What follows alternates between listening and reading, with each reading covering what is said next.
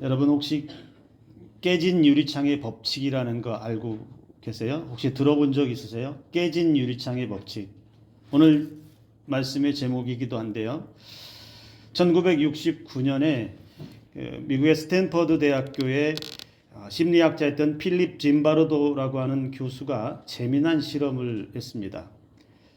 이 짐바르도 교수가 허술한 골목에, 그러니까 범죄가 많이 일어날 법한 그런 허술한 골목에다가 멀쩡한 차 두 대를 딱 세워놓고, 앞에 본네트를 다 열어놓습니다.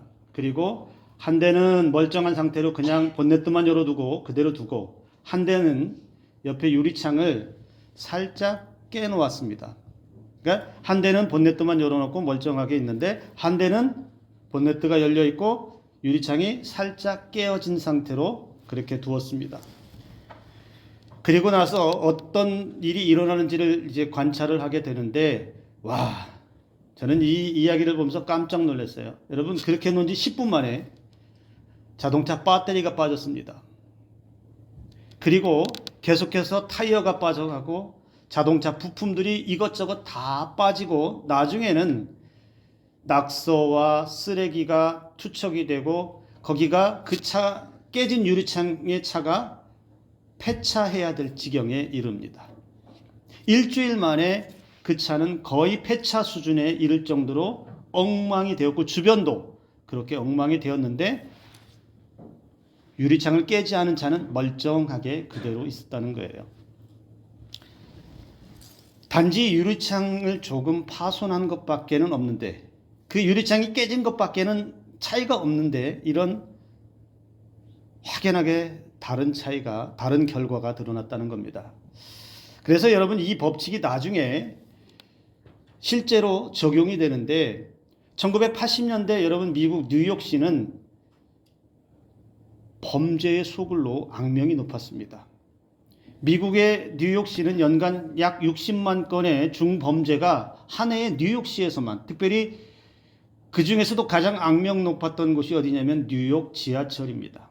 그래서 오죽하면 여행객들이 뉴욕의 지하철은 타지 말라라고 하는 말이 유행할 정도로, 그 정도로 범죄가 심각했던 곳이 이 뉴욕시였는데, 그 정도로 치안도 잘 되지 않는 그 도시에 미국의 라토가스 대학의 개인 교수가 이 법칙을 적용을 시킵니다. 그래서 당시 교통국의 데이빗 간 국장에게 이 법칙을 적용을 해서 무슨 일을 하냐면, 뉴욕 지하철 안에 있는 낙서들 있잖아요. 지저분하게 그냥 끄적여 놓은 낙서들을 지우기 시작합니다. 이상하지 않아요? 범죄를 예방하기 위해서, 범죄를 차단하기 위한 방법인데, 뉴욕 지하철에 있는 낙서를 지우기 시작합니다. 무려 6,000대에 달하는 차량의 낙서를 지우기 시작합니다. 자그마치 5년이라는 시간이 걸려서 그 지하철의 낙서를 지우기 시작합니다. 사람들의 반응은 어떻겠습니까? 네, 그래요. 맞아요. 아니, 낙서를 지운다고 해서 뭐가 달라지겠느냐? 낙서를 지워서 무슨 새로운 변화가 일어나겠느냐라고 하는 사람들이 많았는데요. 그런데요, 놀라운 사실은 낙서를 지우고 난 후에 뉴욕시에 증가하던 범죄가 줄어들기 시작합니다. 뉴욕시의 지하철의 중범죄 사건은 놀랍게도요, 낙서를 지운 후에 75%라고 하는 감소율을 보였다는 거예요. 확연하게 범죄가 줄어들었고, 1994년에 여러분 루돌프 줄리아니 뉴욕시장이 지하철에서 올린 그 성과를 다시 가져와서 뉴욕에 있는 경찰에 또 도입을 합니다. 그래서 낙서를 지우고 보행자 신호를 지키도록 하고, 그리고 길거리에 버려진 캔이나 쓰레기를 치우는 경범죄 단속을 시작을 합니다. 그러니까 결과가 어떻게 나타나느냐? 범죄 건수가 급격히 감소하기 시작합니다. 작은 것 하나 바뀌었는데 그 시에 놀라운 변화가 일어났다는 거예요. 그래서 여러분, 그 뉴욕시가 범죄 도시라고 하는 오명을 가지고 있었는데 그 범죄 도시라고 하는 오명을 씻을 수 있게 되었다는 거예요. 단지 낙서를 지우고 청소한 거 그것뿐이었는데 이런 놀라운 결과를 얻었다는 겁니다. 이게 깨진 유리창의 법칙의 사례입니다. 말씀을 준비하면서 그런 생각을 했어요. 우리의 영혼 속에도, 저와 여러분들의 영혼 속에도 마치 깨진 유리창처럼 어쩌면 방치되어 있고 그냥 누군가에 의해서 아니면 본인이 그냥 여기저기 마음속에 마음의 벽에다가 끄적여 놓은 낙서들이 너저분하게 놓여져 있는 것은 아닐까. 신앙인이라고 하지만 그 신앙인의 마음속에 여기저기 흐트러져 있는 지저분한 낙서들과 같은 것들이 있어서 때로는 그것이 신앙의 삶의 문제를 일으킬 때는 없는지, 그것 때문에 고민하게 되고 그것 때문에 마음 아파하고 그것 때문에 더 큰 문제를 만나게 되는 것은 아닌지라는 생각을 해봤습니다. 예배를 드리지만 우리의 영혼의 상태에서는 말씀을 듣지 못하게 하는 작은 습관 하나, 우리의 영혼 속에 정리되지 못한 잡다하고 부정한 생각들, 원망과 불평의 생각들, 그냥 스쳐 지나버려 갔던 그러한 작은 것 하나까지 그냥 방치한 채로 나는 신앙생활을 하고 있지는 않은지, 우리는 그러한 것들을 한 번씩 돌아볼 필요가 있다라는 생각을 했습니다. 아니란 생각, 이 정도는 문제 없겠지. 에이, 이렇게 사소한 거, 에이, 뭐 이게 문제가 되겠어라고 생각했던 것. 그러나 그 작은 것이 내 마음속에 남아있을 때, 시간이 지나고 나면 그 작은 것이 어느새 커져 있고 그것이 어느 순간 내가 이기기에 벅찬 큰 문제로 다가올 때도 많이 있다는 거예요. 작은 낙서 하나를 지우듯이 내 신앙과 삶에서 죄로 연결될 만한 위험의 소지가 조금이라도 있거나 내 삶을 망가뜨릴 만한 작은 낙서와 같은 것들이 내 마음의 벽에 아직도 지워지지 않은 채로 방치되어 있다면 오늘 우리는 그러한 것 하나하나, 작은 것 하나하나 지워낼 수 있는 그런 은혜가 있기를 주님의 이름으로 축복합니다. 삶에서뿐만 아니라 여러분, 우리의 예배자의 자리도 마찬가지예요. 예배를 매주 드리고 매일 드립니다. 새벽에도 드리고 우리는 성전에 오를 때마다 예배를 드립니다. 또는 가정에서도 예배를 드리지요. 그러나 우리가 예배를 드릴 때마다 방해하는 것들이 분명히 있습니다. 어떤 사람들은 순수한 마음으로 하나님 앞에 온전하게 예배를 드리는 분들이 계시지만, 그러나 예배 드릴 때에도 작은 습관 하나, 불필요한 습관 하나가 하나님의 말씀을 듣지 못하게 하거나 예배를 온전하게 드리지 못하게 방해할 때도 많이 있습니다. 잡다한 생각들, 원망과 불평들, 누군가의 사람과의 관계에서 깨어진 그 마음들로 인해서 예배 자리에 앉아도 늘 마음이 불편하게 예배 드릴 때도 있지요. 지금은 아무 문제 없다고, 나는 괜찮다고 그렇게 혼자 자부하며 지나갈 수 있지만, 그것이 예배자의 삶에서, 예배자의 신앙 안에서 조금씩 지워지지 않고 계속 따라간다면 그것은 그 사람의 예배의 행위 자체를 나중에는 무감각하게 무뎌지게 막을 것이고 신앙인의 신앙까지 흔들 수 있는 위험을 초래할 수 있다는 거예요.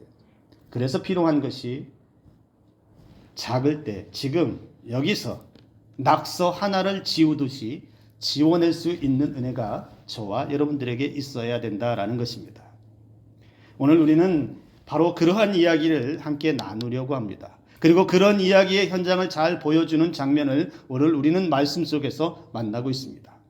여러분, 느헤미야는 포로기 이후에 예루살렘에 돌아와서 성벽 재건의 역사를 단행했던 위대한 지도자였습니다.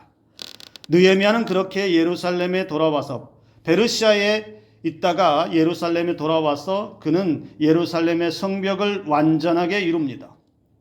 황폐화되었던 멸망의 땅이었던 그 예루살렘, 100여 년의 시간을, 그 절망의 시간을 뒤로 하고 성벽 재건을 시작한 지 놀랍게도 52일 만에 기적과 같은 은혜를 누립니다. 성벽 재건이 52일 만에 완성이 됩니다. 그리고 오랫동안 잃어버렸던 그 말씀을 가지고 수문 앞 광장에서 말씀을 읽을 때에 그 말씀의 감격을 체험하는 역사도 이루어냅니다.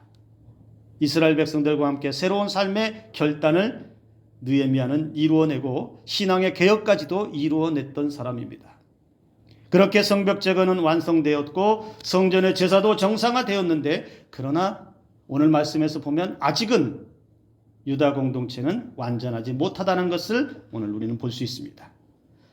그들의 신앙의 정체성이 온전히 회복하지 못한 모습이 발견되고 있습니다. 그들에게 아직도 혼합적인 신앙이 남아 있음이 나타나고 있습니다. 여러분, 위대한 성벽 재건의 역사도 다 이루고 성전 제사도 회복되고 새롭게 삶을 살겠다는 결단도 일어나고 말씀의 감격도 회복해서, 야, 이쯤 하면 됐다, 이쯤 하면 우리도 문제없다, 이제 우리도 편안하고 즐기고 그런 삶을 살자라고 자축할 수 있잖아요. 그런데 느헤미야는 오늘 말씀에 시작할 때 어떻게 시작을 합니까? 이스라엘 공동체를 불러 세워서 말씀을 읽습니다. 느헤미야는 그렇게 모세 율법책의 말씀을 읽어드립니다. 그런데요, 그 말씀을 읽은 것이 어떤 말씀이냐? 암몬과 모압 사람은 영원히 하나님의 총회에 들어오지 못할 것이라는 말씀을 낭독하고 있습니다. 출애굽 당시에 발람에게 뇌물을 주어서 이스라엘을 저주하도록 했던 일을 떠올리게 하고 있어요. 바벨론에서 가나안 땅으로 돌아온 유다 공동체에 산발랏이나 도비아와 같은 그러한 사람들이 있다라고 하는 것들을 다시 기억하게 하고 있어요. 그렇기 때문에 모압이나 암몬 사람들을 분리하는 일이 지금 필요하다는 것을 역설하고 있는 거예요. 그 말은 지금 유대인 공동체에는 누가 섞여 있다는 겁니까? 이방인들이 그들 유대인 공동체 하나님의 백성들 가운데 섞여 있다라는 것입니다. 그렇게 율법의 말씀을 낭독하니까 모든 백성들이 율법의 말씀을 듣고서 그 즉시 모세의 말씀에 따라서 느헤미야가 읽어드린 말씀에 따라서 순종합니다. 그들은 3절의 말씀을 보니까 이스라엘 가운데 섞여 있는 이방인들을 단호하게 분리했다라고 그렇게 말하고 있습니다. 매우 중요한 결단입니다. 여기서 이방인을 분리했다라는 것은 그들이 죄에 빠질 위험을 제거했다라는 말과 같습니다. 과거의 실패의 역사를 기억하고 죄가 될 만한, 문제가 될 만한, 더 커질 만한 그 문제를 지금 여기서 바로 끊어내는 결단을 이스라엘 백성들이 느헤미야의 그 말씀을 통해서 행하고 있다는 것입니다. 여러분, 그런데 느헤미야는 왜 암몬과 모압 사람이 영원히 하나님의 총회에 들어오지 못할 것이라는 말씀을 읽었을까요? 하나님의 말씀이 이거 하나만 있는 게 아니잖아요. 얼마든지 축복의 말씀을 할 수도 있고 위로와 격려의 말씀을 할 수도 있는데 왜 느헤미야는 하필 이 순간에 암몬과 모압 사람은 영원히 하나님의 총회에 들어오지 못할 것이라고 하는 그 말씀을 읽어야 했을까요? 이스라엘 공동체에 지금 해결할 문제가 있다는 것을 이 말씀에서 보여주고 있는 것이고, 그 해결해야 할 문제가 무엇인지 바로 이 말씀에서 분명하게 드러내고 있다는 거예요. 유대인 공동체가 성벽 재건하고 성전 제사를 회복했지만, 그러나 하나님의 은혜 앞에 더 완전하게 나아갈 수 있는 길이 있는데 그 길을 막을 만한 요소가 지금 우리 공동체에 있다. 하나님의 은혜를 멀리하게 할 과거의 조상들이 범했던 그 잘못을 또 범할 수 있는 요소가 우리 공동체에 있다. 그것이 무엇입니까? 이방인들과 우리가 섞여 있다는 거예요. 그런데 그 섞여 있는 것이 단순하게 섞여 있는 게 아니에요. 매우 심각하게 섞여 있다는 것을 오늘 말씀에서 우리는 찾아볼 수 있습니다. 무슨 일이 있었습니까? 느헤미야는요, 유다의 총독으로 임명되어서 12년 동안이나 헌신했습니다. 사명을 감당했어요. 성벽 재건까지 완벽하게 마쳤어요.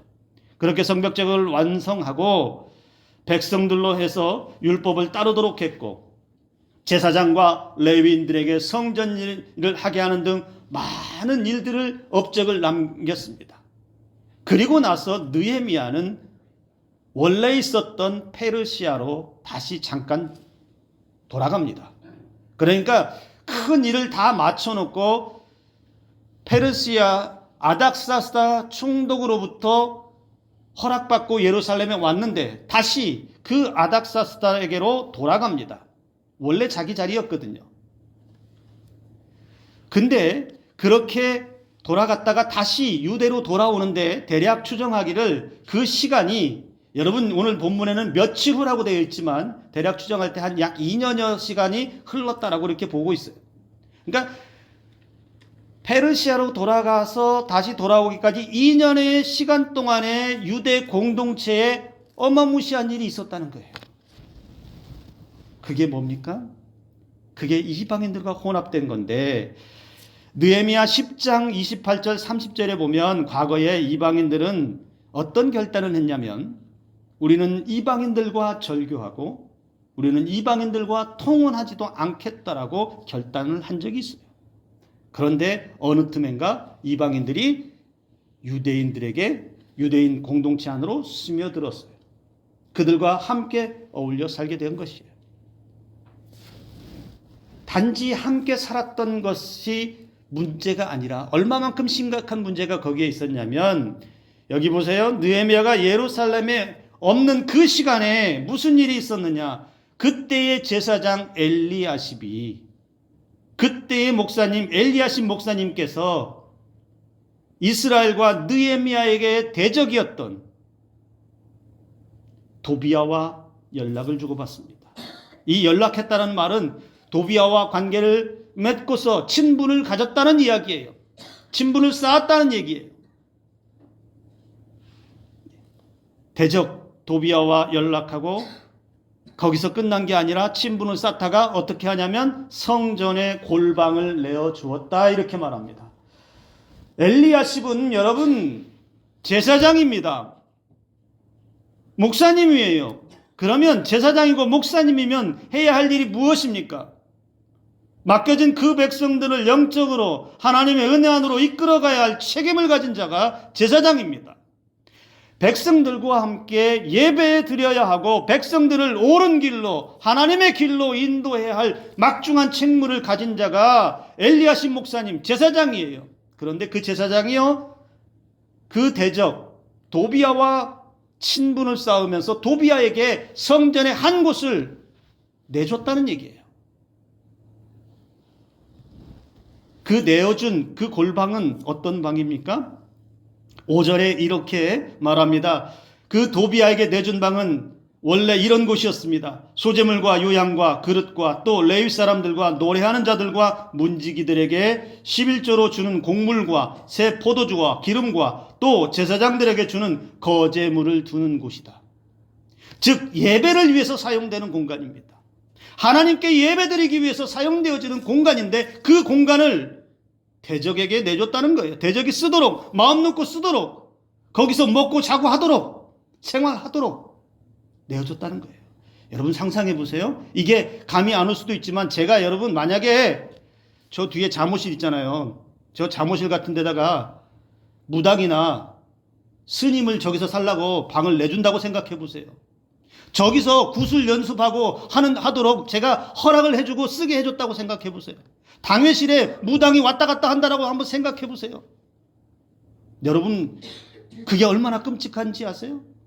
하나님을 제사하는 예배하는 공간을 대적자 이방인에게 내주면서 그곳에서 머물도록 해줬다라고 하는 게 이게 얼마나 끔찍한 일입니까?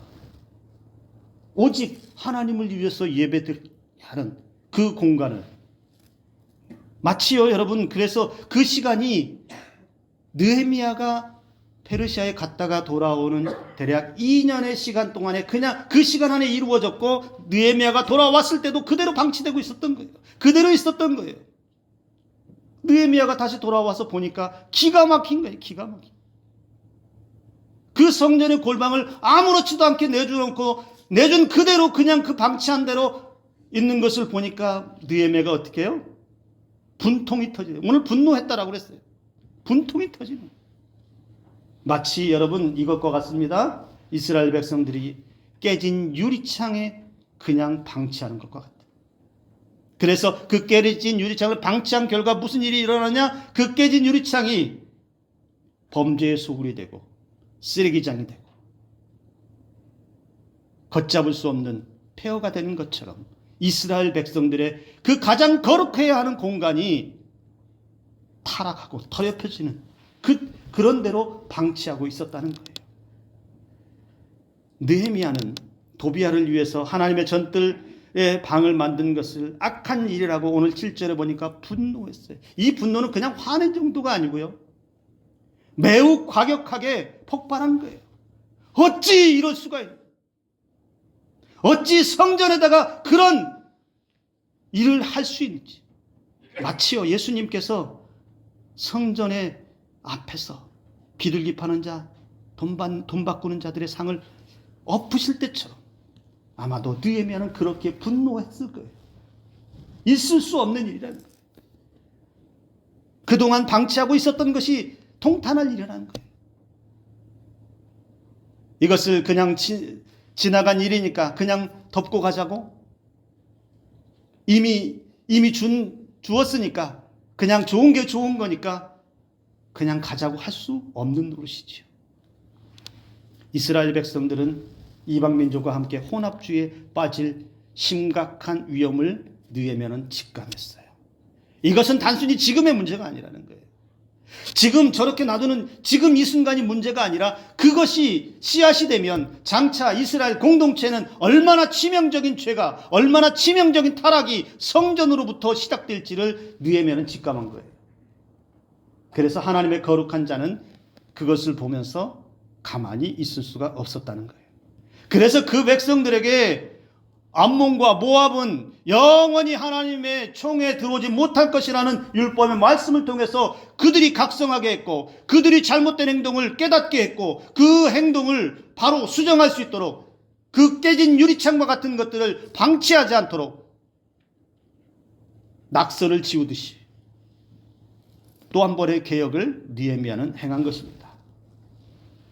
이스라엘 백성들은 율법의 말씀을 들으면서 그 말씀에 어긋난 그 바로 행동, 자신들이 방치했던 그 일들을 수정하기 시작합니다. 자신들과 함께 생활하며 영적으로 악영향을 끼칠 수 있는 이방의 무리를 오늘 3절에서 모두 분리시켰습니다. 그리고 느헤미야도 도비야의 일로 분노하고 근심하는 데만 그치지 않고 지도자로서 어떻게 합니까? 단호하게 도비야의 세간을 하나님의 전 골방 밖으로 내어 던져버렸습니다. 그 골방에 들어가서 도비야가 가지고 있던, 거기다가 들여놨던 하나님을 위해서 쓰여야 할 공간에 갖다 놓았던 모든 세간들을 다 들고서 밖에다 내 던져버렸습니다. 그리고 그 자리에 원래대로 성전의 기명과 소재물과 유향을 가져다 놓았다. 원래대로 하나님을 예배하는 공간으로 다시 바꾸는 거예요. 여러분 8절과 9절의 말씀을 좀 쉬운 성경으로 제가 다시 한번 여러분들에게 읽어드리겠습니다. 느헤미야가 어떻게 했는지, 어떤 심정이었는지 잘 나옵니다. 너무 화가 나서 그 방에서 도비야의 모든 살림살이를 밖으로 내던지고 방들을 정결하게 하라고 명령을 내리고 나서 하나님의 집의 기구들과 곡식제물과 유향을 그 방에 다시 들여 놓았습니다. 너무 화가 났어. 하나님의 성전을 그렇게 타락한 채로 방치한 것이 너무 화가 났어. 그것으로 느헤미야와 이스라엘 백성들은 그동안 방치되었던 그 문제를 말끔하게 정리합니다. 사랑하는 성도 여러분, 우리는 우리 자신의 삶과 신앙을 항상 살펴야 합니다. 우리 다시 한번 앞에 처음에 이야기했던 깨진 유리창의 법칙을 다시 한번 생각해 보겠습니다. 여러분, 지하철에 낙서를 지웠을 뿐인데 어떻게 범죄가 줄어들 수 있을까요? 그게 무슨 연관이 있을까요? 지하철에 그 낙서를 지운다고 해서 범죄가 줄어들었다는 게 참 아이러니하고 이상하기도 합니다. 그러나 여러분, 그 무분별한 낙서는 마치 깨진 유리창처럼 범죄를 저질러도 된다는 무언의 시인이었던 거예요. 어차피 깨져 있고 더럽혀져 망가져 있으니 내가 거기다가 하나를 낙서를 한다고 해서 어차피 버려진 것 같은데 내가 그 자동차에 배터리를 빼온다고 해서 그렇게 해도 괜찮다라고 묵인한 거라는 거예요. 그러나 깨진 유리창과도 같았던 그 낙서들을 하나씩 하나씩 지우면서 범죄할 수 없는 환경을 만들었다는 거죠. 어지러웠던 것, 더럽혀졌던 것 하나씩 제거하기 시작하니까 그로 인해서 그곳에서는 범죄할 수 없는 환경이 만들어지니 범죄도 줄어들었다는 것이죠. 단순히 낙서를 지우는 사소한 행동이라고 할 수 있습니다. 보잘것없다라고 그냥 지나칠 수도 있어요. 그런데 삶의 결과는 너무너무 크게 나타납니다. 미래가 달라져요. 삶이 달라집니다. 오늘 우리는 우리의 마음속 담벼락에 어떤 낙서들로 덮여 있습니까? 여러분들 마음속에는 어떤 낙서들이 그어져 있습니까? 여러분의 마음속에는 깨진 유리창과 같은 것이 무엇입니까?